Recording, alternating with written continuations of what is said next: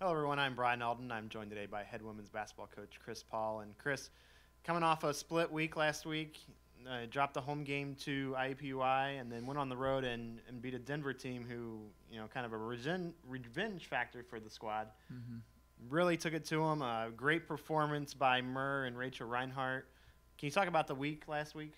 Well, obviously it was a long week. I mean, you know that firsthand with the Dakota trip and then getting back late Monday, having to turn around and play a really good IUPUI team on Wednesday, and have another close game, another one where we led at halftime and just let it slip away in the second half, and having to bounce back and get a flight on Friday and practice out in Denver on Friday and turn around for a 1 o'clock game on Saturday.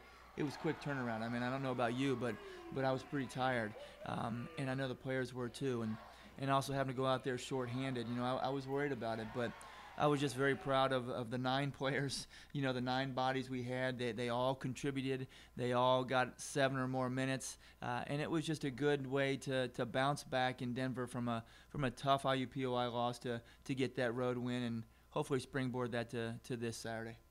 You can talk about Murr in that Denver game. She's usually one that kind of comes off and does more of the little things for the team. But that game, she really stepped up, hit a lot of threes, hit a lot of free throws for the team.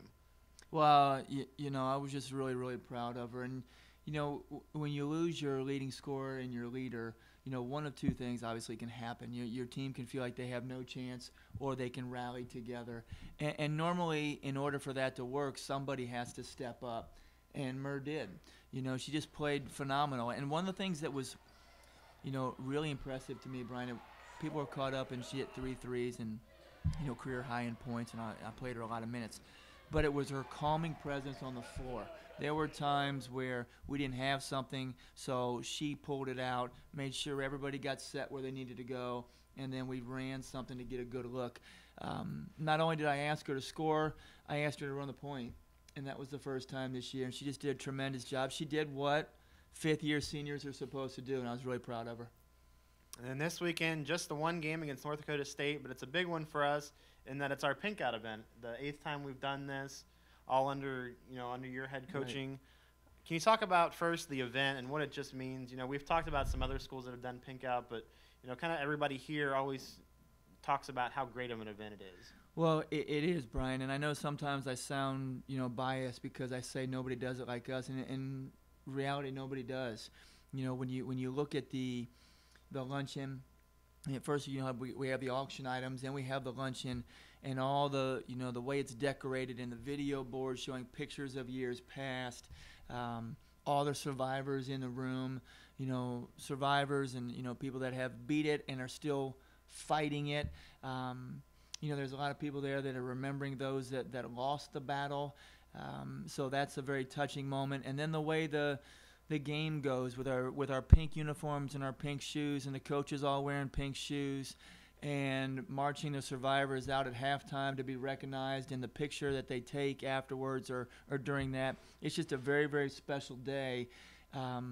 And Brian, it's one of those things that it's hard to believe it's the 8th year, because I really believe it. It just feels like the other day, Tommy Bell and I got to give Tommy a lot of credit for getting this started. But the older that I get and the more I'm around women's sports, you start to realize how many players you have that have been touched by it. And it's not just a female disease. It's, I've got a wife, so if something were to happen, obviously it affects me. I've got an 8-year-old daughter who at some point I keep my fingers crossed it doesn't affect her. But, it's a brother, it's a dad, it's an uncle, it's you and I. We're all affected by it. So it's a great event for a great cause, and we're excited that, every year just gets better and better, and, we get more people out here to support it. And finally, the game on Saturday at 2 o'clock against North Dakota State. Obviously, lost at their place, looking for that revenge factor once again when they come here to play. But what's it going to take to kind of knock off those Bison? Well, first we have to control our emotions because it's senior day. And we saw what happens at senior day. It was Denver's senior day in Pink Out too. And, they didn't – I thought we played well, but they missed some shots that maybe they normally make. And sometimes it's the emotions. So we have to control our emotions. In reality, Brian, that North Dakota State game is – it was the worst game we played all year. So, they did some things to us, but we just played awful. So what we're going to do is we're going to really focus on what we did at Denver, and that's focus on each possession, valuing the basketball. 11 turnovers against Denver was very important to us because we've had turnover issues this year.